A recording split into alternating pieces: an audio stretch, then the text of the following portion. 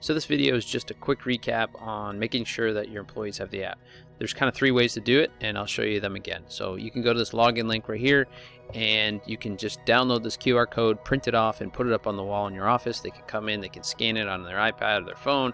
It's going to take them right to the link. You can either give them their email address and their sign in if they're a staff member, or their PIN number, and then they can pin into the app and they can install the app on their devices from there.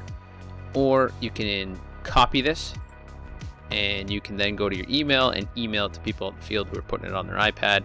Again, if they have a PIN number or an email address, you're going to want to send them their login credentials as part of that email.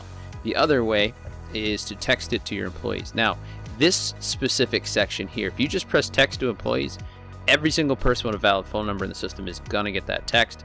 I wouldn't recommend you do that because a lot of times you're rolling this out in small baby steps and having some crews use it, some crews not use it. So I probably wouldn't do that one here.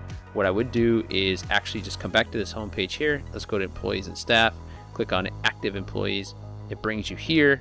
And if they have a valid phone number in the system and you've set up a PIN for them, which you were forced to set up a PIN, so you have one in there, you can just come over here, click on login link, and it's going to text them your specific company link with their specific PIN right directly to their phone, and then they can install it from there.